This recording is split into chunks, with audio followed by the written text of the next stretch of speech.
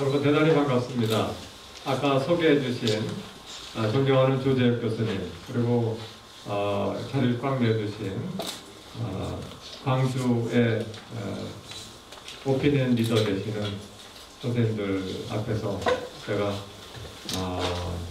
오늘 소개시키고자 하는 이 한당고기와 흥민정음의 이야기를 나눌 수 있는 기회를 갖게 돼서 매우 기쁘고 큰 영광으로 생각을 합니다.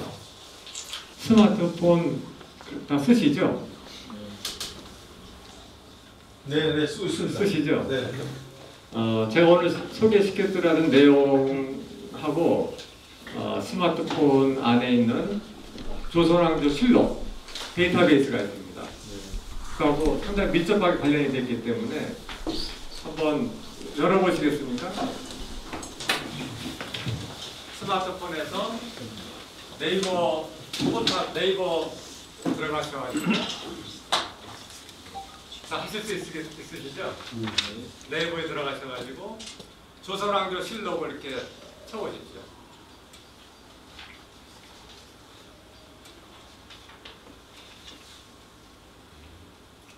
네이버에서 조선왕조 실록을 치시고 검색을 하시면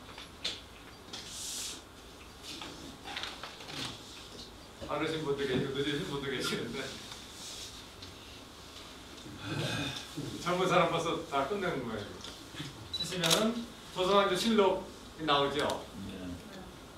이렇게 나옵니다. 그 조선왕조 실록을 누르시면은 조선왕조 실록 데이터베이스가 나옵니다. 그 방대한 조선왕조 실록이 다 이 안에 조그만 스마트폰에 다 들어와 있습니다.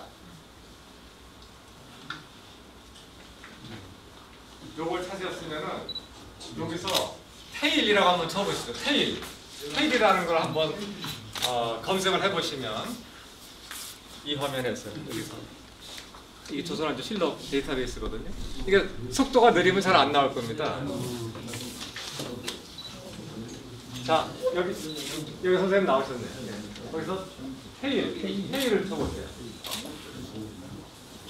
제가 이거를 말씀드린 이유는 오늘 제가 말씀드린 내용이 정말일까 믿어지지 않는다라고 하는 거를 여러분 스스로 한번 확인해 보시기 위해서 테일을 한번 치고 들어가시면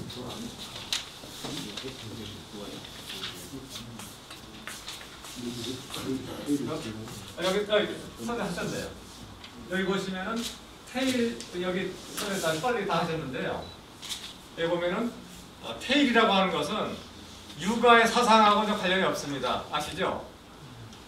태율 국어 천전이라고 하는 것은 도가의 문화입니다. 태율신, 칠성 뭐 이런 것들은 전부 다 도가의 문화입니다. 그런데 이상하지 않으세요? 조선은 육아의 나라였는데 육아의 나라에서 나온 문헌인 조선왕조 실록에서 테일을 치니까 이렇게 테일에 관련된 문헌이 많이 나옵니다. 근데 재미있는 것은 테일이라는 이 글자가 많이 나왔다고 하는 것은 그 시대는 테일, 칠성 이런 데 관심이 많았다는 얘기겠죠? 작년에 트럼프가 선거에서 지는 줄 알았는데 AI는 그게 아니다. 트럼프가 이긴다고 예측을 했습니다. 네. 어떻게 했느냐? 사람들 검색된 데이터베이스를 빅데이터에서 조사를 해보니까 트럼프가 훨씬 많이 검색이 되는 거예요. 그래서 AI는 트럼프가 이긴다 예측했는데 딱 맞았습니다. 이 방대한 조선왕조 실록에서 테일을 같이 검색을 했을 때 많이 나온 때가 언제였냐면은 바로 태종, 세종, 중종 때였습니다. 그 뭔가의 사연이 있는데 그 얘기를 제가 말씀드리려고 하는 겁니다. 오늘날 이렇게 과학기술 덕분에 이 방대한 조선왕조 실록을 검색어만 치면은 언제 누가 그 얘기를 했는가 아주 자세하게 다 나옵니다. 그 덕분에 제가 오늘 소개시켜드릴 수 있는 연구가 가능해졌다는 거죠. 과거는 할 수 없었던 겁니다. 빅데이터 분석하고 유사한 기법인 거죠. 이 제목으로 보시면은 여러분들께서 좀 의아하실 것 같습니다. 그렇게 한당국이 저거 참 문제 많은 책이라고 들었는데 저거하고 훈민정음하고 무슨 관계인가 라고 이렇게 의문을 가질 수 있는데 제가 오늘 드리고자 하는 말씀의 결론을 미리 말씀을 드린다면은 한당고기하고 훈민정음은 어쩌면 이란성 쌍둥이일지 모른다는 거죠. 아주 관련이 많다는 거죠. 그 관련이 많다는 것을 조선왕조 실록 빅데이터 분석 기법으로 제가 소개를 시켜드리려고 하는 거예요. 우리 학교에서 한 분 깜짝 놀랐거든요. 그런데 다행히 이 조선왕조 실록을 전부 다 번역을 해서 이거 전부 다 데이터베이스로 넣어놨기 때문에 우리가 할 수 있는 얘기가 된 겁니다. 한당고기하고 훈민정음은 세 가지 점에서 공통점이 있습니다. 첫째, 한당고기는 뭐 지금도 그렇습니다만은 미스테리의 책이기도 하지만 한당고기를 아주 미워하는 분들이 계십니다. 누구죠? 네, 주주사학자 분들이 아주 미워하십니다. 훈민정음은 당대 인기가 있었을까요? 없었고 아주 미워하는 사람들이 있었어요. 누구였습니까? 세마리를 포함한 당대 4대 노아 유린들은 세종대왕한테 감히 왕한테 대들면서까지 반대를 했습니다. 그러다 결국 세마리가 귀양까지 갔죠. 그런데 4대 모아 유린과 요새 주류사학자 분들과 공통점이 있습니다. 공통점이 뭐냐? 우리나라 역사는 찌질의 역사고 중국 역사는 위대했다 라고 하는 역사관, 세계관에 있어서 공통점이 있습니다. 첫 번째 말씀드린 것처럼 한당고기와 훈민정음은 둘 다 아주 격렬하게 반대하는 적들이 있었습니다. 공통의 적일지도 모른다는 거죠. 두 번째 공통점이 있습니다. 한당고기와 훈민정음이라고 하는 두 책은 고성희 씨 가문하고 밀접한 연관이 있습니다. 그걸 제가 일단 설명을 시켜드릴 겁니다. 고성희 씨 가문은 어떤 가문이냐면은 한당고기의 가장 분량을 많이 차지하는 것이 태백일사라고 하는 것이고요. 두 번째로 분량이 많은 게 단군세기입니다. 단군세기를 쓴 분은 용영공 이원이라는 분이고 그 용영공 이원의 손자가 일식당 주인 이맥이라는 분인데 그 이맥이 태백에서 썼습니다. 한당고기의 거의 뭐 분량으로 치면은 제가 세보지는 않았는데요. 80% 이상을 차지하는 게 고성희 씨 가문이 쓴 겁니다.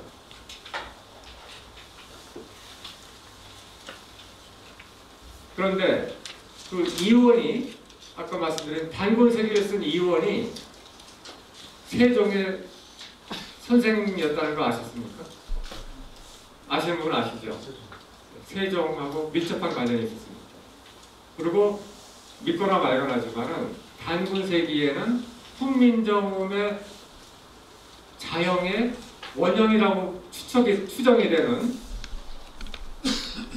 가림토 문자라는 게 있습니다. 뭔가 용영공 이원이 세종과의 만남의 과정에서 이 단군세기가 전해졌을 가능성이 있다라고 추정을 해보는 거죠. 왜냐하면 훈민정음에 명확하게 이 훈민정음이라고 하는 것은 옛자를 모방해서 만들었다라고 써 있습니다. 분명히 옛 글자를 모방했다고 되어 있는데 우리 국문학계 혹은 역사학계 많은 분들이 그 옛 글자가 뭐냐고 물으면 대답을 못합니다. 모방했으면 비슷한 글자겠죠? 우리 한글하고 비슷한 글자가 옛날에 있었다는 겁니다. 그런데 그 단군세기에는 한글하고 30발자 중에서 24자가 똑같은 가림토 문자라는 게 있었습니다. 그 가림토 문자가 실제로 존재했는지 안 했는지 확인할 수가 없습니다. 아무튼 그와 같은 점 때문에 훈민정음에는 고성희 씨가 매우 깊은 관련이 됐을 수 있다. 한당고기는 당연히 관련이 있고요. 이게 두 번째 관련성입니다. 그 다음에 환단고기와 훈민정음이 유사하거나 관련성이 있다라고 하는 세 번째 이야기가 오늘 드린 말씀의 전체 줄거리인데요. 그건 바로 이 환단고기를 역사책이지 않습니까? 역사와 철학이 결합이 되어 있습니다. 그런데 이거를 쭉 이렇게 압축을 해보면은 키워드가 나오는데 그 키워드하고 훈민정음을 이 키워드 분석을 해가지고 압축을 해보면 나오는 키워드들이 있습니다. 키워드들이 상당히 유사한 맥락의 개념들이라고 하는 거예요. 이제 우리가 뭐 이런 겁니다. 그 A라는 학자가 있고요, B라는 학자가 있는데 책을 많이 썼습니다. A도 쓰고 B도 썼습니다. 그런데 A와 B가 서로 학문 교류를 하면서 영향을 받았는가 안 받았는가를 확인하기 위해서 이 사람의 문헌에 남긴 문헌의 키워드들을 다 추출을 해서 비교를 해볼 수가 있습니다. 그러면 중요한 키워드가 공통됐다고 한다면 그게 우연일 수도 있지만 서로가 서로 뭡니까? 소통할 수 소통했을 가능성을 우리가 생각해 볼 수가 있는 거죠. 그런데 환단고기와 훈민정음을 제가 소개 말씀시켜드릴 텐데 자료에 다 있습니다만은 압축을 해서 키워드를 추출해 보면은 같은 키워드가 나온다는 겁니다. 근데 그 키워드를 숫자로 표현하는 게 제가 봤을 때는 천부경이 아닐까 생각하는 겁니다. 다시 말씀드리면은 환단고기도 천부경의 소산이고 훈민정음도 천부경의 철학을 바탕에 두고 나온 것이 아닐까 생각이 듭니다. 제가 지금 한 5, 10분에 걸쳐가지고 소개해드린 말씀은 너무 밀도 있게 많은 새로운 이야기이기 때문에 상당히 좀 혼란스러우실 것 같습니다. 어렵고 해서 역시 시간을 두고 좀 설명 말씀을 제가 좀 드리겠습니다. 다시 한번 정리하자면은 이 두 책은 중국을 형님으로 모셨던 사람들의 역사가 전혀 충돌하는 그와 같은 책이었고, 첫째 공통점. 두 번째는 고성희 씨와 둘 다 밀접하게 관련이 있고, 세 번째는 천부경의 철학의 흐름 속에 같이 있다는 거죠. 천부경의 새끼들이라는 겁니다. 그래서 일항성 쌍둥이일 수 있다 이렇게 말씀드린 거죠. 천부경이 부모고 그 부모가 일항성 쌍둥이를 낳을 수 있게 산파 역할을 해준 게 고성희 씨고, 그렇죠? 그리고 이 철학의 모든 뿌리가 세상에 퍼지는 것을 극도로 싫어했던 사람들 입장에서는 아주 위험한 책, 세상에 알려져서는 안 되는 금서로 비쳤다는 겁니다. 그리고 훈민정음이라는 책이 사실은 공개적으로 출판된 게 아닙니다. 훈민정음이 존재했다는 거 우리가 조선조 실록을 읽어봐서 겨우 알았던 내용입니다.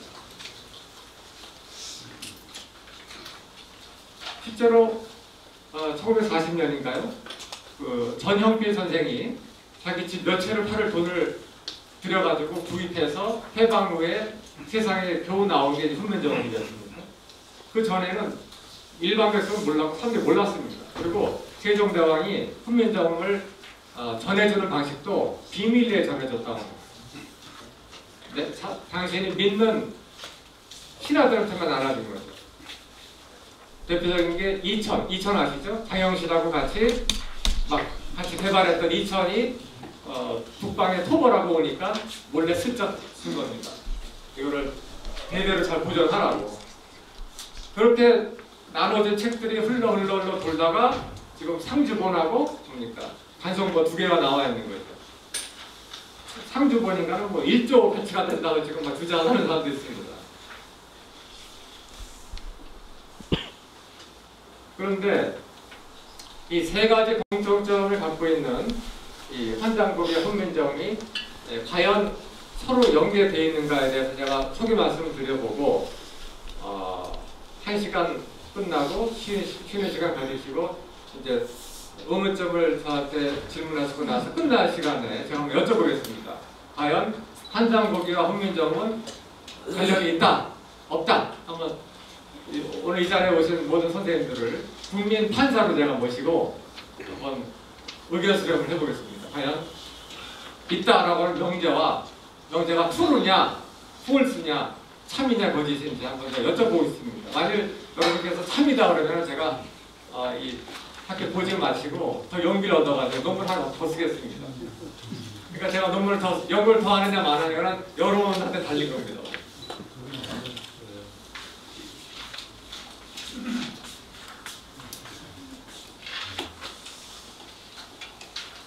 자, 그러면 제가 지금 오늘 소개시켜드릴 전반적인 내용의 줄거리를 다 말씀드렸는데 그 이야기가 과연 말이 되는 거냐, 이게 터무니없는 얘기 좀 그만해라 라고 지금 마음에 의문을 품은 분도 많이 계실 텐데 그 의문과 제가 서로 대화를 나눠보겠습니다. 우선 그 말씀을 드리기 전에 제가 한 가지 주변 말씀을 드리겠는데요. 우리 사회에서 훈민정음은 한글의 사용 용법이다, 매뉴얼이다 이렇게만 알고 있습니다. 그렇게 알고 계시지 않습니까? 훈민정음은 제자원리, 합자원리를 해가지고 이렇게 쓰는 법이다라고 한 설명서다, 가전제품 설명서 같은 거다라고 알고 있지 않습니까? 그런데 조선왕조 실록에서 훈민정음을 쳐보시면은 맨 밑에 가시면 세조 때 어떤 얘기가 나오냐면은 훈민정음을 사서 오경과 같은 급으로 공부시키는 내용이 나옵니다. 세조 때. 사서 오경, 사서 삼경은 철학서입니다. 그렇죠? 근데 철학서하고 시시껍절한 언문의 사용법과 같은 반열을 올린다는 게 상상이 됐습니까? 어쩌면 우리가 훈민정음의 숨겨진 가치를 모르기 때문에 그렇게 오해하는 수도 있다는 거죠. 훈민정음에는 사실은 그 훈민정음 텍스트 안에 엄청난 아주 밀도 있게 빡빡 눌러진 철학들이 다 들어가 있습니다. 그리고 제자 원리와 합자 원리 그 자체에 엄청난 철학 체계를 담아놨습니다. 그래서 어쩌면 세종대왕의 꿈은 이 한글을 쓰는 한민족은 그 백성들은 이 대우주 천차권의 근본적인 원리를 깨우칠 수밖에 없는 민족으로 만들고 싶었던 게 아닐까, 그런 원대한 꿈이 있던 거 아닐까 라고 생각이 들 정도로 훈민정음에는 철학들이 깊이 들어가 있습니다. 근데 그 연구를 잘 안 해왔습니다. 왜냐? 1940년대 처음 훈민정음이 공개됐을 때 우리 한글학자분들이 딱 까보니까 첫 문장이 뭐냐면은 천지의 돈은 일에서 시작해서 음양오행으로 벌어지는 것밖에 없다라고 딱 되어 있거든요. 일, 그러면 여러분 천경 기억나시죠? 1에서 10으로 왔다 갔다 하는 거죠. 근데 그걸 보는 순간 요새는 이제 음양오행에 대해서 이제 학계에서 시민권을 획득했기 때문에 요새 경희대 한의학과 들어가려면 코피 써야 들어가거든요. 근데 그때만 해도 한의학, 음양오행으로 미신이라고 그랬습니다. 음양오행, 아이고 벌써 이상한 미신이죠. 그런데 훈민정음이 음양오행을 기본으로 만들었다고 하니까 이게 어떻게 된 겁니까? 잘못하면 삶의 문자가 되는 겁니다. 이게 엉터리 미신의 토대로 문자가 되니까 덮어버린 겁니다. 40년, 50년 동안 연구를 안 했습니다. 이 텍스트 자체를. 그러다 보니까 우리가 잘 몰랐던 거죠.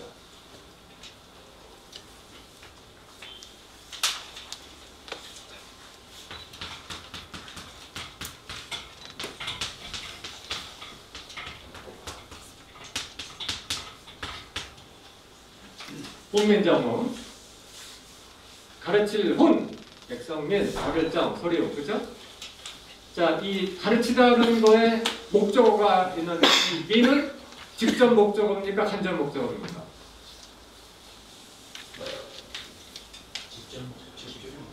아니죠. 완전. 간접 목적어죠.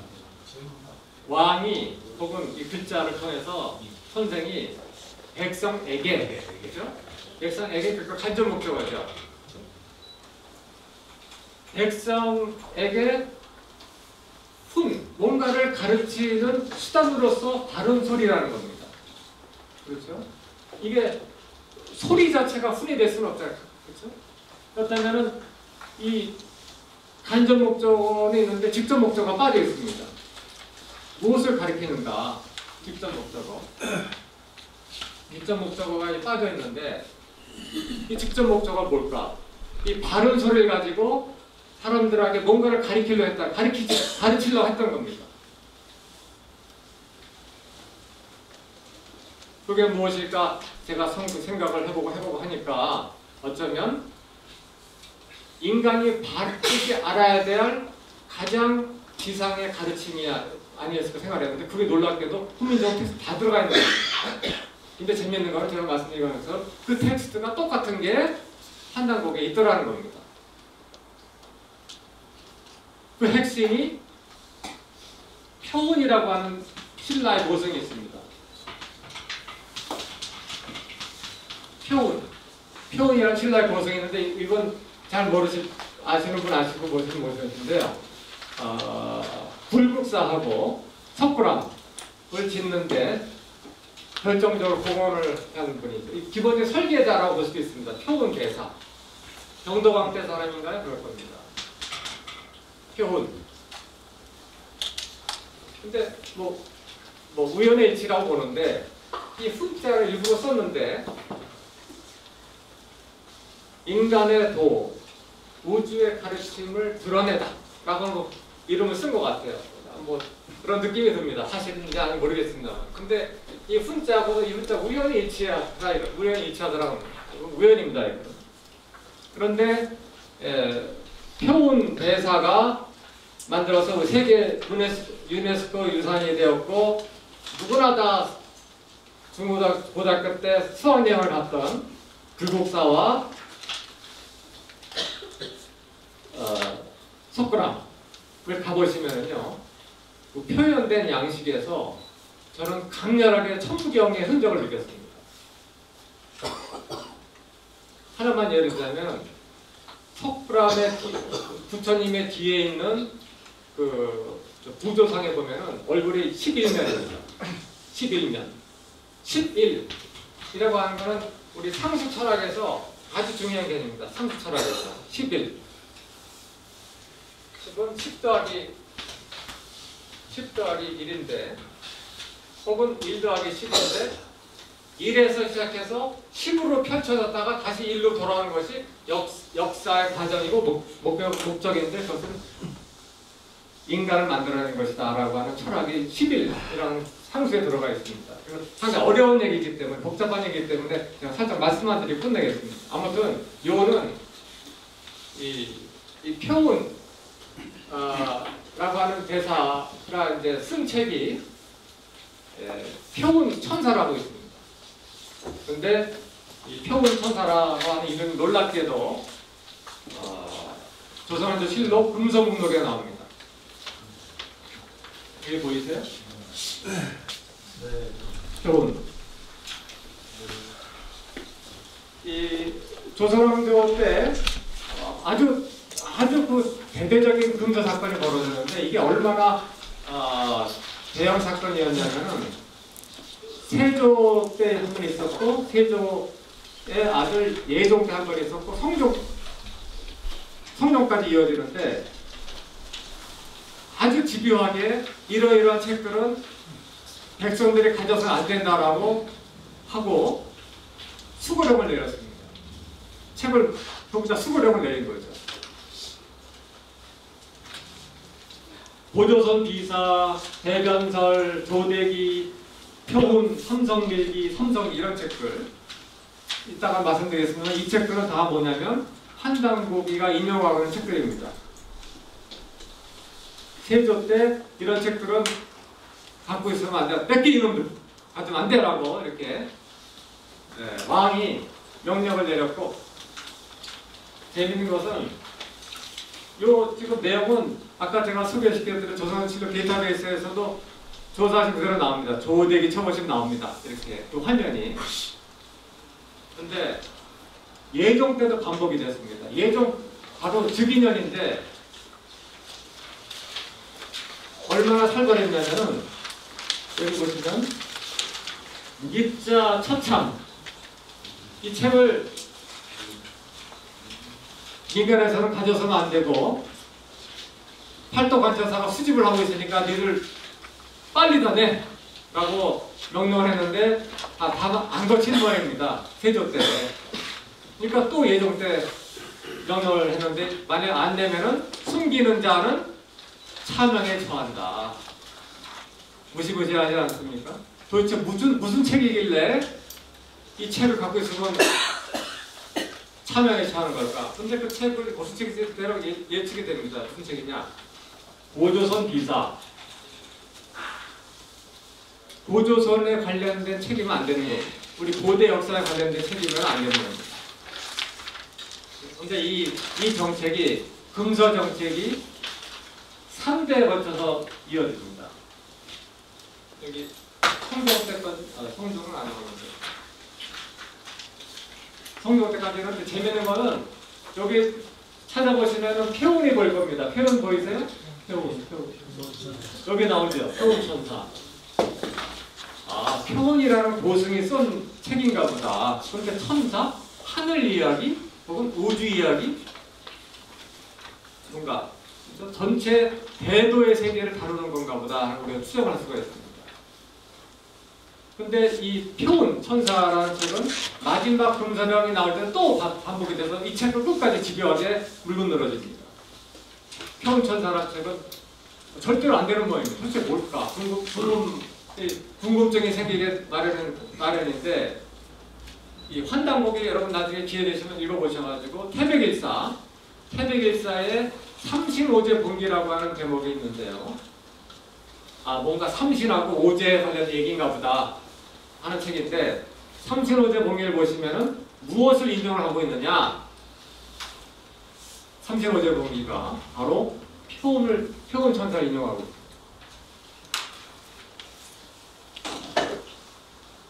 근데 재밌는 것은 표운 천사를 인용한 것이 환단곡이 태백일사 삼신오제 본기 좀 어려우시죠? 처음 듣는 단어가 나오니까 삼신오제 본기에 나오는데 이 뭡니까? 삼신오제 본기의 내용을 계속 읽어보면 무슨 얘기냐? 삼신이 있고 오제가 있다는 겁니다. 삼신이 있고 오제. 일신이 자기 모습을 드러낼 때는 삼신으로 변태작용을 일으켜서 나눠서 드러난다는 겁니다. 본질이 현상계에 드러날 때는 반드시 셋으로 나눠서만 드러나게 됐다고 하는 겁니다. 그게 하늘과 땅과 인간으로 드러난다고 했습니다. 일신이 천지인이죠. 삼신이 우리가 인식할 수 있는 현상계는 천지인으로 드러나는데 우리가 알고 있는 천재 우주가 전혀 다른 개념이죠. 하늘과 땅 이것이 그냥 뭐 가스가 폭발해가지고 만들어진 우주의 소산이라고만 보는 것이 아니라 그 이면에 들어있는 뭡니까? 본질을 얘기하고 있는 겁니다. 그게 천지인으로 드러난다고 얘기를 하고 있습니다. 삼신 얘기를 하고 있고 그 다음에 오제는 뭐냐? 오제가 바로 오행을 다스리는 인격신이 있다는 겁니다. 목화 토금수의 우주가 이 삼라만세 굴러가는 원리에 이면에서 작동하는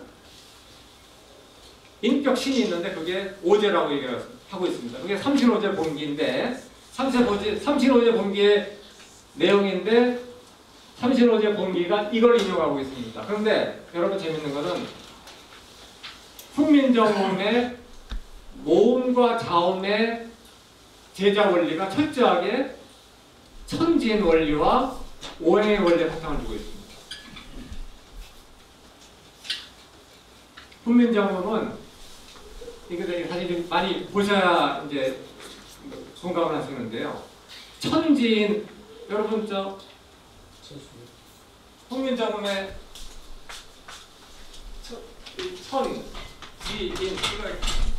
이게 천지인이었습니까? 이게 훈민정음에 나오는데 천진 삼재 원리를 바탕으로 딱 얘기를 하고 있습니다. 훈민정음에서. 그 다음에 우리가 알고 있는 간나라 기억력 이거 있지 않습니까? 그거는 오행의 원리가 오음에 그대로 있기 때문에 그걸 따라 만들었다고 얘기를 하고 있습니다. 그러니까 우리가 쓰는 훈민정음 있지 않습니까? 우리 한글은 철저하게 삼신과 오행의 원리로 만들어진 겁니다. 글자 자체가. 우리는 알건 모르건 간에 제가 지금 말하고 있는 이 모든 말이 다 그 안에 삼신의 원리와 오행의 원리가 다 들어가 있는 겁니다. 제가 쓸 때는.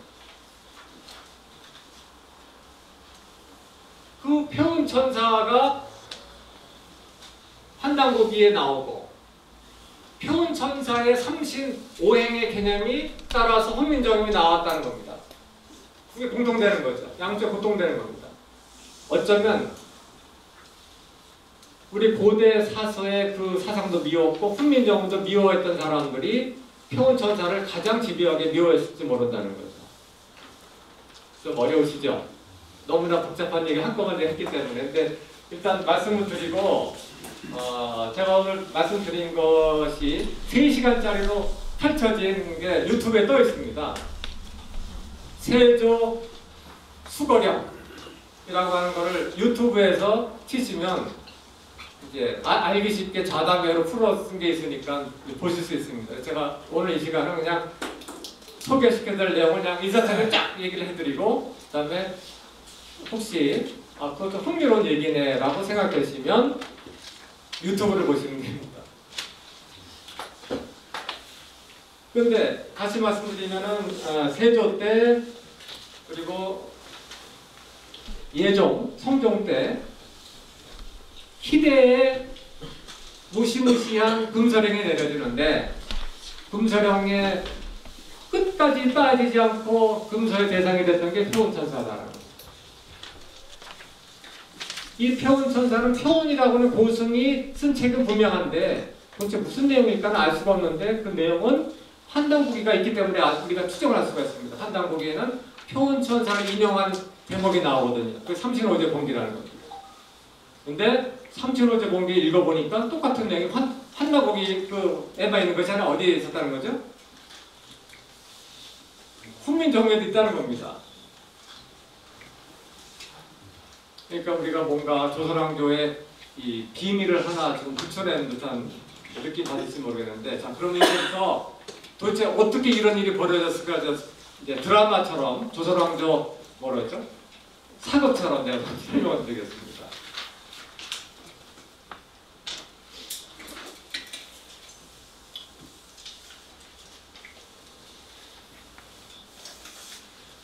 아까 제가 한당고기와 훈민정음 이것은 이란성 쌍둥이다, 쌍둥이일 수 있다는 말씀을 드렸는데 이 이란성 쌍둥이가 될 수 있도록 매개한 3파가 있는데 그게 고성이씨라고 말씀드렸죠.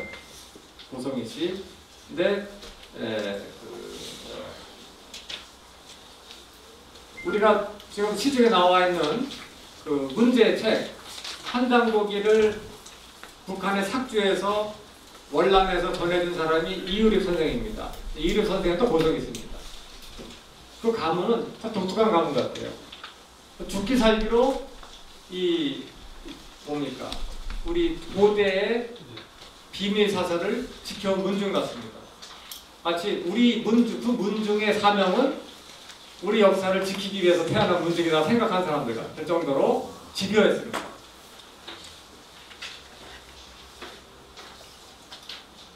그 말씀 드리면서 제가 좀 소개시켜드리자면은 아까 테일 찾아보도록 하셨잖아요. 이 테일이 바로 한당고기와 훈민정음의 할아버지 조상이라고 할 수 있는 천부경의 핵심 키워드가 테일입니다. 천일, 지일, 테일. 하늘과 땅의 마음을 나의 마음으로 삼은 사람이 테일이거든요. 천지 정신을 자기 마음으로 삼은 사람이 태일입니다. 완성된 인간. 마땅히 인간으로서 그렇게 될 인간. 그게 태일 인간이에요. 근데 그 태일 인간이 되기 위해서는 태일신한테 빌어야 된다는 겁니다. 또 태일성으로부터 그 기운이 따라 내려오는 거고, 태일성은 북극성이거든요.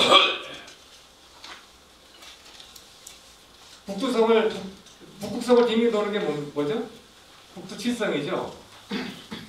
북두칠성이 이제 북극성의 기운을 쏘아주는 것을 관장하는 신이 이제 운행을 시킨다고 합니다.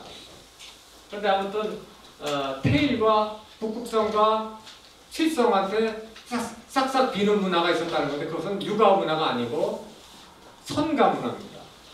근데 우리 문화에는 면면이 내려왔었죠. 우리 할머니들이 이렇게 가장 집안에서 깨끗한 장독대 위에다가 청산글을 올려놓고 비나이다 비나이다 우리 아들 꼭 좋은 대학 가게 시켜보라 등등등. 그 다음에 제주도 가시면은 제사 지내는 제사 지내는 마을 신한테 제사할 때 밥그릇이 3개입니다.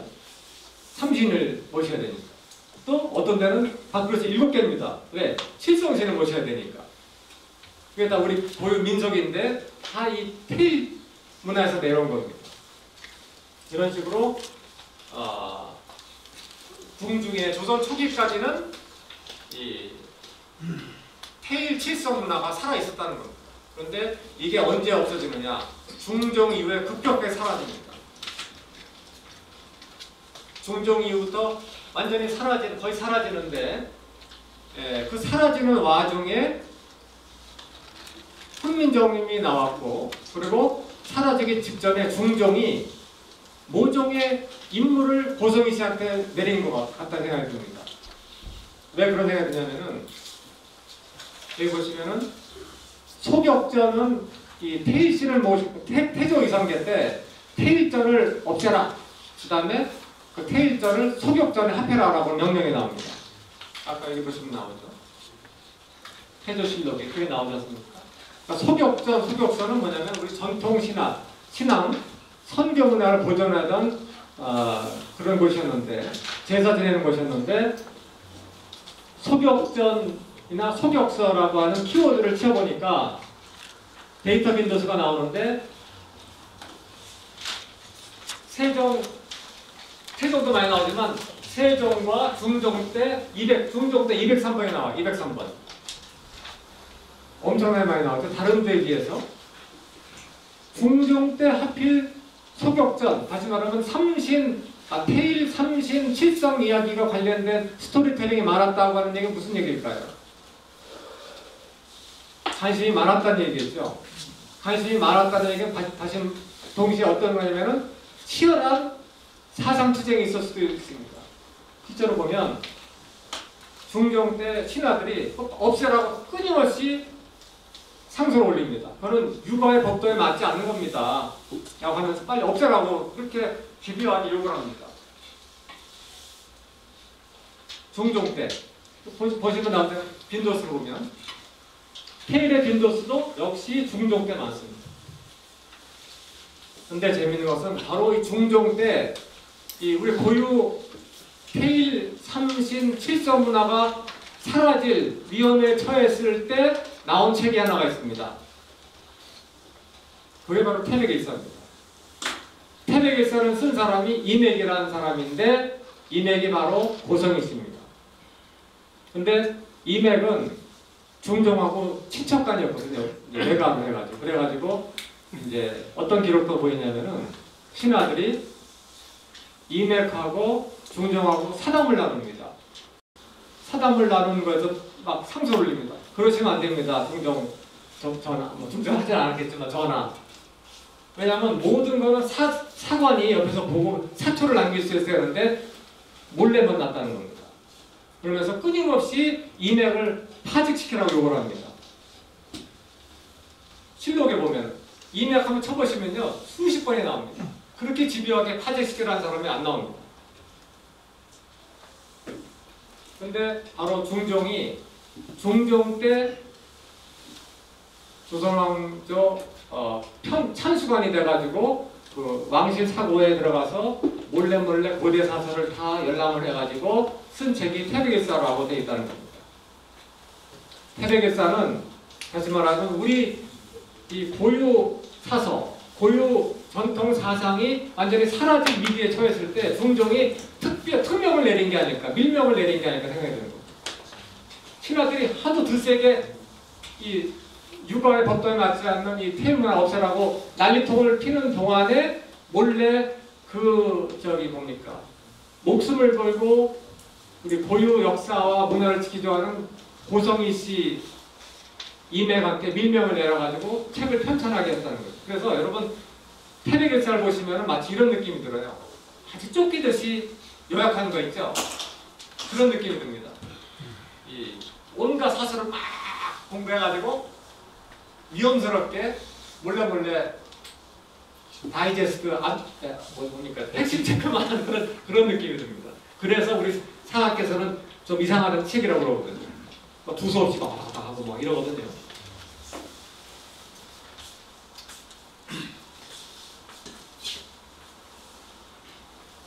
여기 보시면 중종 때 유림들과 석역서 논쟁이 벌어집니다. 여기 보시면은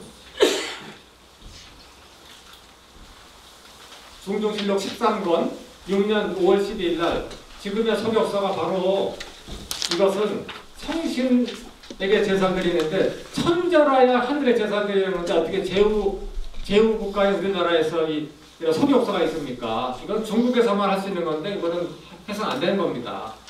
이런 얘기를 막 하고 있는 겁니다. 혁파해야 된다고 하는 거죠. 중종 때 이 석역서, 테일 이런 것이 치열하게 관심의 대상이 되면서 누란의 위기에 처했던 거하고 우연히도 아니면 필연인지 모르겠지만은 태백일사가 나온 것하고는 모종의 관련성이 느껴진다는 거죠. 이게 보시면은 중종 때 이맥을 끊임없이 이렇게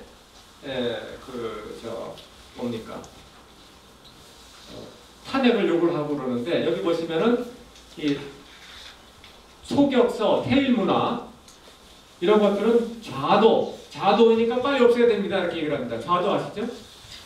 육아에서 이단시 되는 거, 음양오행 이런 것들 다 좌도인 겁니다.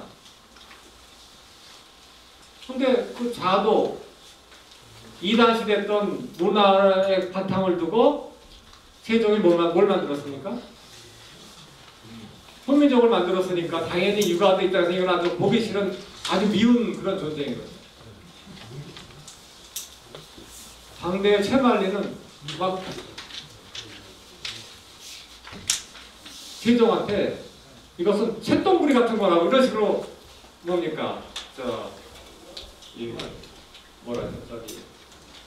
아주 심한 표현을 쓰면서 방자하게 막 대들거든요.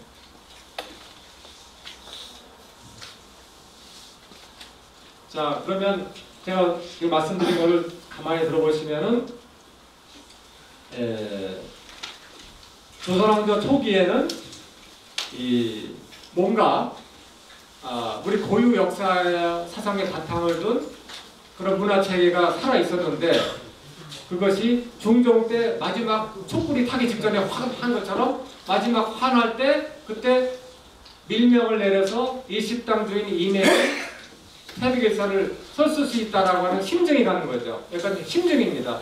확증은 아니고 심증인데 그런데 그럼 제가 좀 자세히 말씀드리겠습니다.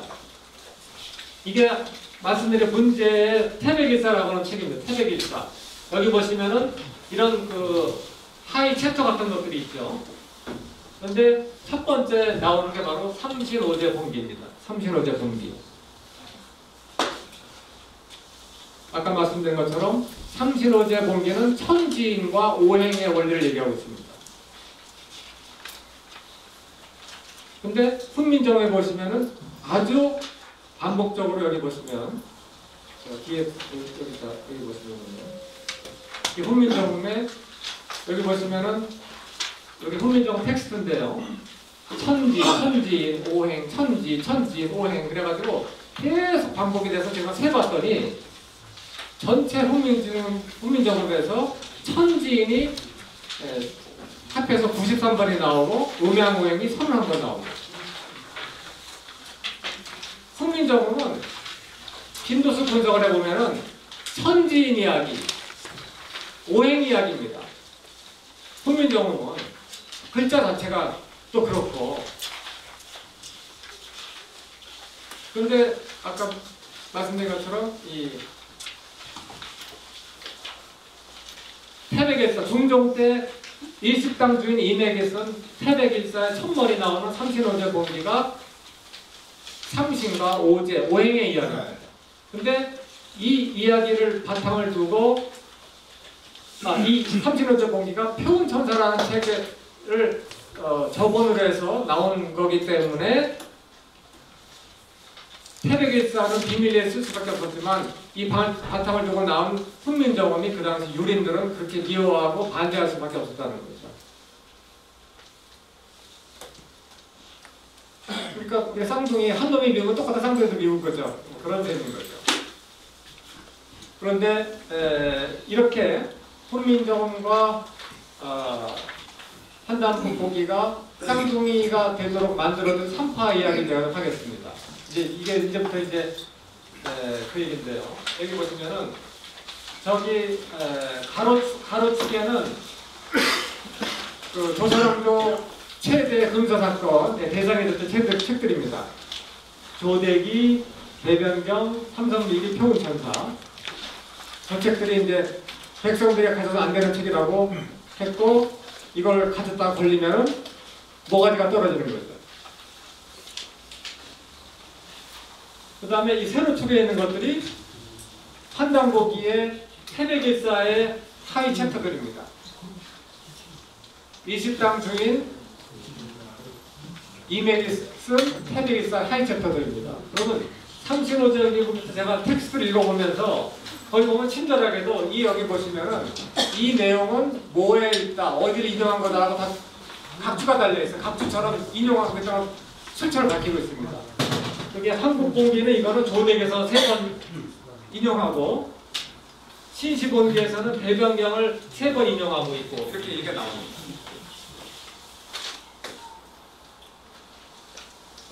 다시 말씀드리면 이게 이제 우리가 시중에서 볼 수 있는 한담보기의 한 권인데 태백일사의 하위 챕터들인데 이 하위 챕터들은 세조부터 성종 때까지 금서 대상에 올랐던 책들을 인용한 거니까 이 책들이 사실은 뭡니까 금서를 뭡니까 일상 주인 이맥이 막 베껴가지고 정리해 놓은 거죠. 이 십장 주인 이맥이 있었기 때문에 우리가 조선왕조 실록에 이런 책이 있었다고는 알고 있는데 무슨 책인지 알 수가 없습니다. 그런데 이거를 보면은 이게 무슨 책인지 알 수가 있는 거죠. 판단보기를 통해서 우리가 알 수가 있는 거죠.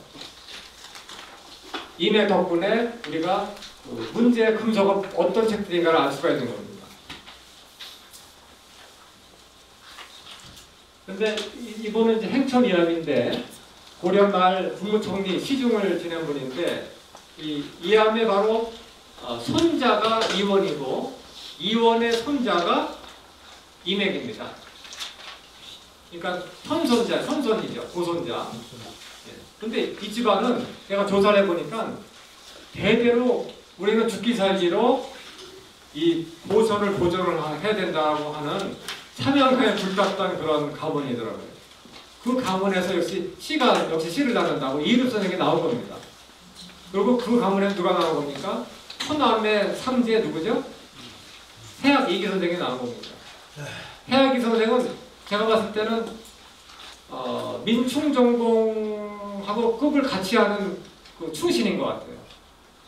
민충전공은 너무 분해가지고 배를 갈라서 자결했잖아요. 그 밑에 믿거나 말거나 죽이 나왔다고 하는데 그 고려대교 박물관에 지금 있거든요. 실제로 그 죽나무가. 그런데 더 힘든 아사를 선택하셨어요. 그만큼 분했던 거죠. 그 말은 역으로 말하면 고성이 가문은 대대로 우리 역사를 반드시 지켜야만 된다고 하는 강렬한 책임의식이 있었던 가문이고 자기 아들한테 손자한테 철저하게 교육을 시켰는가 봅니다. 근데 이 세계를 보면 정말 그럴 수밖에 없다는 게 드러나는 게 이게 고성이 세계편인데 여기에 들어가 있는 많은 사람들이 다 우리 역사 지키기 운동의 핵심 인물들이 나옵니다. 우리 광주의 역사 지키기 핵심 인물은 누구시죠? 여기 계신 조재영 선생님이지 않습니까? 근데 아무튼 이 세계표 제가 설명드리면은 이좀비도 아주 강렬한 애국자고, 그 다음에 이 손작 이암의 아들 강의 아들 용영동의 손자가 여기 진짜 나온 것 같아요. 이렇게 이 가문이 이런 식으로 해왔는데, 재밌는 것은 이 여마 선처죠. 고려가 무너지고 조선이 들어오는 그 과도기에 고성희 씨가 이시조선의 그 이원이라고 하는 인물을 통해 가지고 측근으로 참여를 하게 됩니다. 용영동 이원은 태종의 스승일 뿐만 아니라 태종의 그 측근 신하였습니다. 심지어 용영동 이원의 세 아들이 다 호위무사 같은 사람들이었어요. 아주 밀접하게 관련돼 있었어요. 왜 그랬을까 생각해 보니까 정권이 바뀌었을 때 새 정권에 우리가 핵심부에 집중해가지고 역사를 남겨놔야 된다고 판단한 게 아닌가, 그런 생각이 들 정도입니다. 그래가지고 세종의 스승이 됐고, 이원이 요 사람의 손자인데, 이원이 세종 때 좌의정 의정을 했습니다. 세종 때는 영의정이 없었거든요. 좌의정 의정은 사실상 국무총리를 딱 계속 한 겁니다. 그러면서 세종의 세계관에 어리석던 영향을 미쳤고, 왕을 할 때도 영향을 미쳐가지고 고성희 씨가 삼파역으로 보존했던 천부경부터 이어져 내려왔던 우리 고대 사설 있지 않습니까? 저거의 사상을 그대로 전파시킨 거예요. 그 전파된 바탕을 두고 세종이 눈이 뜨여가지고 만든 작품이 훈민정음이다라는 이야기를 제가 하는 겁니다. 그렇지 않고서야 세종이 갑자기 뜬금없이 훈민정음이라고 하는 육아나라에서는 죽었다 깨어나도 만들 수 없는 그런 문자를 만들 수 있게 되는 거죠. 갑자기 나는 없다는 거죠. 모든 것은 다 맥이 있는 것이지 않겠습니까?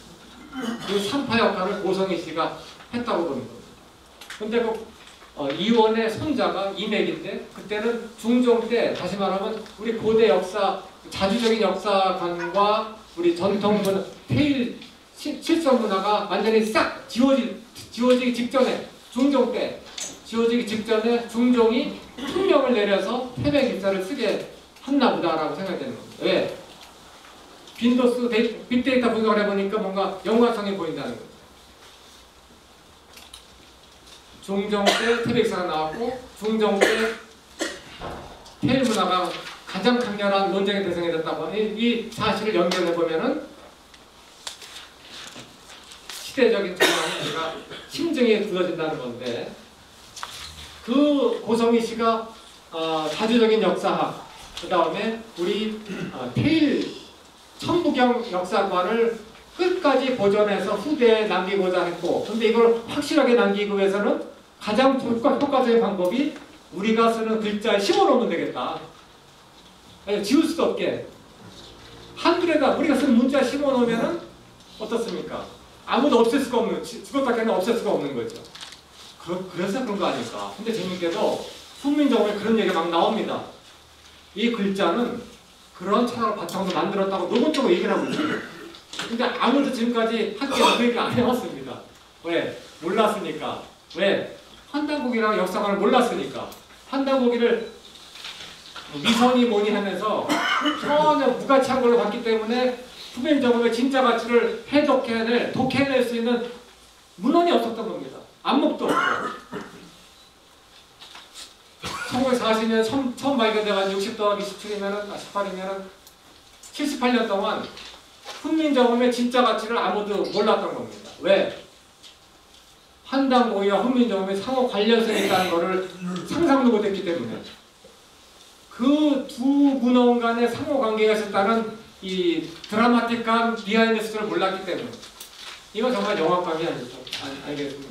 제가 작년에 저기 학교에서 이 발표를 했더니 서울대 후배 교수가 선배님 이거는 일단 영화를 만드십시오 그러더라고요. 네, 그래야 사람들이 이해를 하니까. 이 드라마의 뿌리는 이게 송광사에서 시작이 돼요. 아세요? 전라남도 순천의 송광사.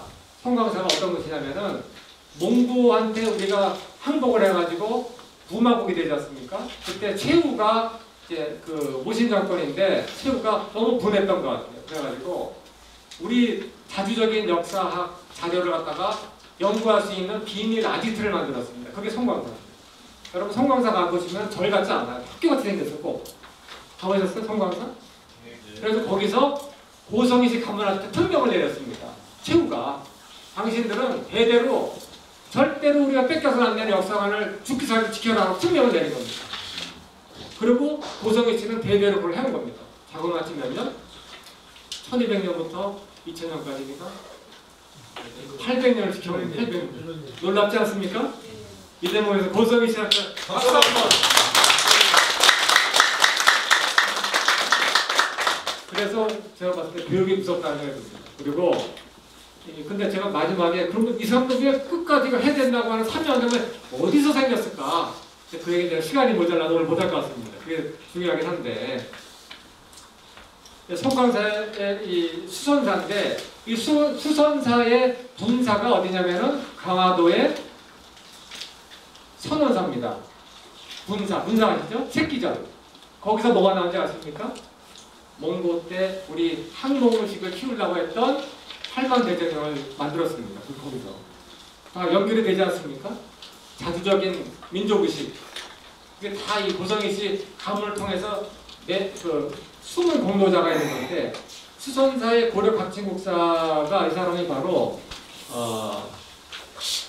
고성의식 이 사람도 고성의식입니다. 그러니까 이 사람을 백그라운드 해가지고 몰래 거기서 자료를 모으고 분석하고 해서 고성의식 가문에 비전해온 거죠. 비장해온 거죠. 그래서 환자고기는 지금도 출전이 불명확한 겁니다.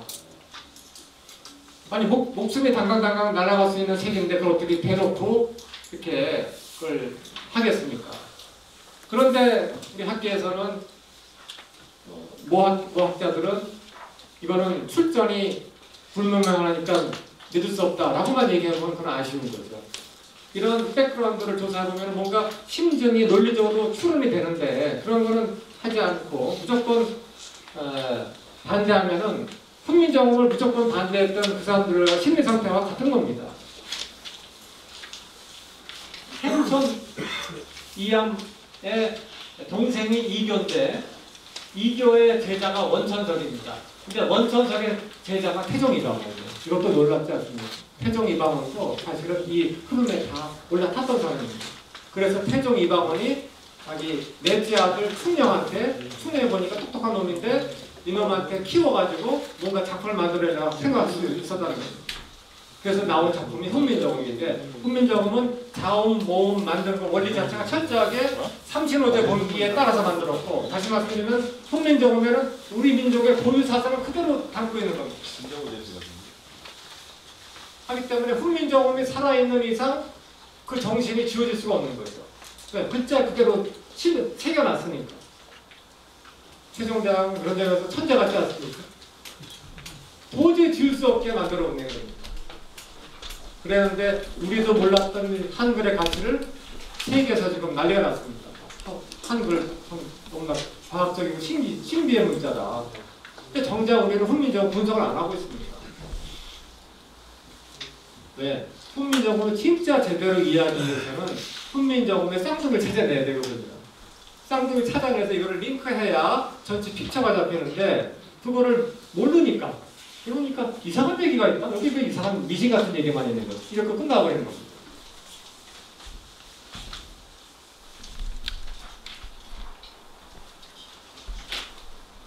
이 가문은 제가 보니까 자주적인 역사학을 하는 사람들이 결국은 나라가 위기에 처했을 때 독립운동을 하게 되더라고요. 여기 보시면은 이상용 나오죠? 석주 이상용. 임청각을 갖다가 일제가 깨부시고 철도를 놨다고 했는데 문재 대통령이 3.1절 때인가 언젠가 뭐 인용했던 이상용도 다 구성이 있습니다.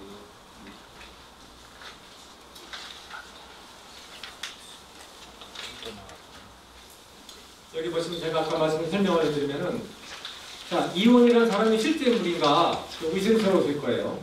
그러면 아까 제가 소개시켜드린 이 스마트폰에서 누구나 다 볼 수 있는 조선 실록에서 이원을 검색해 보시면 나옵니다. 인액도 나옵니다.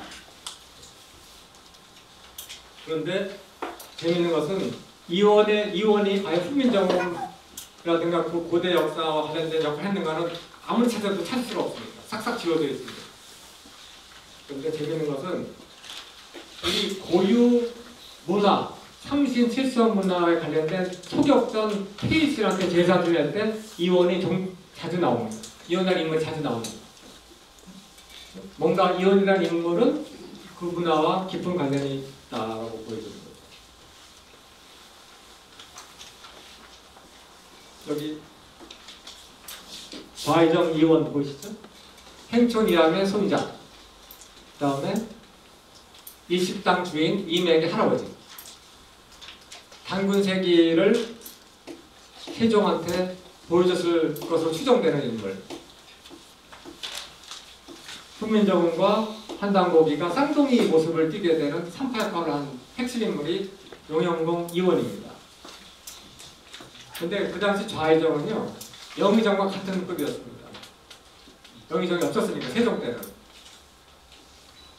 그야말로 정권의 핵심부에 들어간 거죠. 그래서 이 고성이식 3파가 항맥을 지켜왔고 이 사람들이 조선왕조 초기에 침투해서 훈민정권까지 만들어냈는데 그 다음을 버티지 못했습니다. 왜 못 버텼느냐?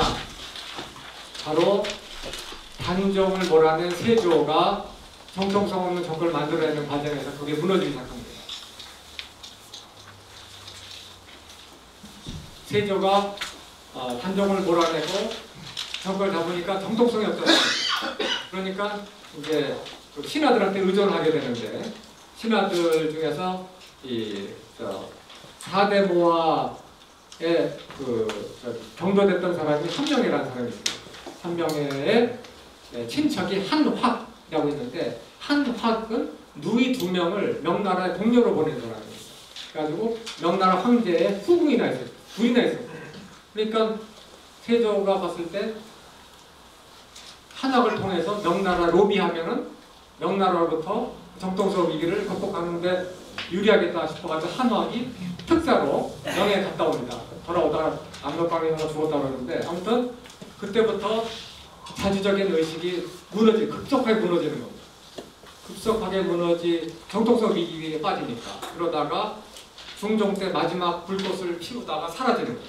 그 이유는 이 한당고기류의 철학이나 사상이 싹 지워지고 완전 육아판으로 바뀌는 겁니다.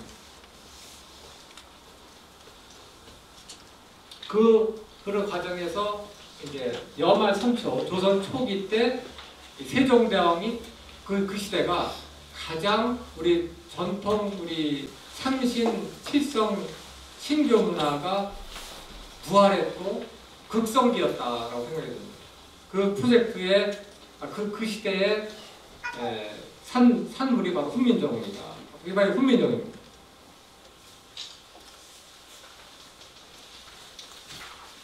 여기 보시는 것처럼 훈민정음은 천지인 얘기로 시작해서 천지인 얘기로 끝난다는 거죠. 분석을 해보니까 제가 3시 언제 끝나야 되죠? 3시 반에 끝나는 건가요? 3시 20분인가요? 네. 거의 이제 제가 오늘 소개시켜드릴 말씀이 거의 끝나갑니다. 근데 보시면은 이쪽은 삼신오제 봉기, 제가 말씀드린 삼신오제 봉기고 오른쪽은 훈민정음의 텍스트입니다. 여기 보시면은 계부 삼신, 왈, 천일, 또 왈, 지일, 또 왈, 테일 이 나오지 않습니까? 천일, 지일, 테일. 이건 천부경의 기본적인 삼신관인데 그러면서 뭐라고 얘기하고 있냐면은 삼라만상을 돌리는 데는 하늘, 땅, 인간으로 구성된 이 삼라만상을 돌리는 이 원리로서 오행 원리가 있는데 오행이라는 것도 다 이면에서는 적재, 흑재 같은 인격적인 신이 개입을 한다. 이면에는 신도가 있다는 겁니다. 신성이 들어가 있다는 겁니다. 그런데 말하자면은 우주라고 하는 것은 우리 삼라만성은 그냥 기계적으로 돌아가는 것이 아니라 기계적인 운동의 이면에 분명히 어떤 인격적인 신도의 작용이 있다는 얘기를 하고 있죠. 그런데 여기 보시면은 훈민정음에 뭐라고 하냐면은 오행 제1000즉 오행은 하늘에서 이 운행을 할 때 신지운 신의 운동으로 펼쳐진다 이렇게 얘기하고 있습니다. 그다음 인간한테는 인, 예, 신, 의, 지로 이렇게 그 사람의 심성을 규정을 하는데 이건 역시 신의 작용이다 이렇게 얘기하고 있습니다. 이건 오른쪽 훈민정음 텍스트거든요. 그러니까 모든 거의 본질은 출발점은 일심, 태극, 진기, 이로 다 같은 말입니다. 그렇게 그런 얘기를 하고 있어요. 시간이 달렸기 때문에 말씀드리자면 여기에 보시면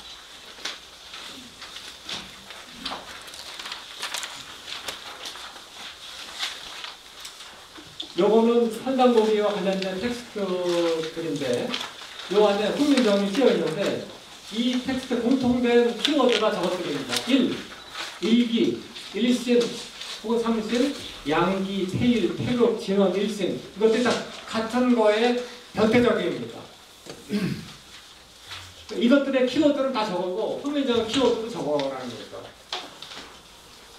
오늘 이 말씀은 근데 긴 거를 제가 소개만 시켜드리는 건데 그래서 결국은 이 훈민정음과 천부경부터 시작해서 방문색이나 태백일사는 저 이야기를 하고 있는 것이 아닌가. 인생의 목표점, 지향점으로서 일기, 일신, 양기, 태일, 태극 다 이런 얘기를 하는 게 아닌가라고 생각이 듭니다.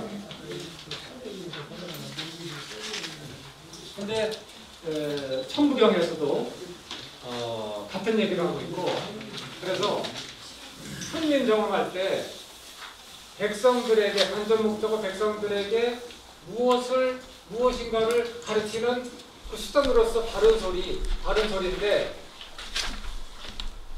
그 목적어가 바로 저것을 목표로 하는 삶이라고 하는 게 아닐까라고 생각합니다. 인생의 지향점으로서 그렇게 말하면은 조타수 같은 거죠. 등대 역할을 하는 거죠. 인생이라는 것이 어디로 가야 올바른 삶인가에 대해서 세종대왕이 생각하는 길이나 판단구의원이 똑같은 얘기를 하고 있다는 거예요. 그 길. 근데 그 길을 가는 재밌는 것은 수단으로서 소리를 간다는 게 이게 다 재밌지 않습니까? 소리를 해서 갈 수 있다는 겁니다. 소리를 내므로써. 근데 오늘 시간이 안 돼서 제가 말씀드릴 수 없는데 우리가 홍산문화, 고고학을 좀 돌아가서 여기 보시면 훈민정음에 아까 밑에 줄 보시면 아까 율려직극해라고 그래가지고 소리를 내서 음양의 부조화를 조화롭게 할 수 있는 것이 가능하다. 근데 그렇게 하려면 바른 소리를 내야 된다. 바른 소리를 내야 된다. 그리고 그 바른 소리를 내는 올바른 길을 또 인도하는 가이드라인도 훈민정음에 들어가 있습니다. 근데 재밌는 것은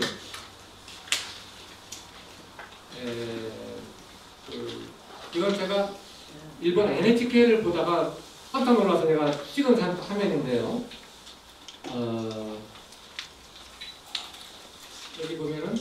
여기 보면 메이소니어때 명상에 의해서 스타츠너 신경의 밸런스가 역분하고 이 교감신경과 부교감신경의 밸런스가 균형이 잡힌다는 겁니다. 이 명상 근데 여기 뭐라면은 사운드 소리를 같이 내면서 된다고 해요.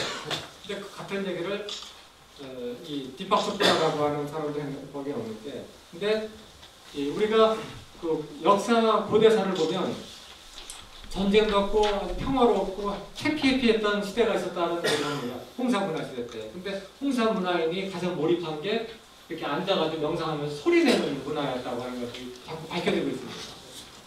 중국 고고학에서 그렇게 얘기하고 있거든요. 그런데 바로 그 원래 소리를 통해 가지고 인간의 가장 아름다운 정신, 마음 상태를 구현함으로써 건강하고 행복하게 살다가 뭔가 이유 때문에 타락해가지고 전쟁과 고난의 역정을 겪다가 원래로 돌아가는 천부경 스토리, 역사 스토리에서 원래 고대 문화에 우리가 참고할 점이 있는 그 소리로 인간의 본성을 되찾는 그런 길이 홍사문화의 고고학적 유물들 얘기를 하고 있는데 훈민정음도 유사한 얘기를 암시하는 것 아닌가 그런 생각을 해봤다는 말씀드리고요.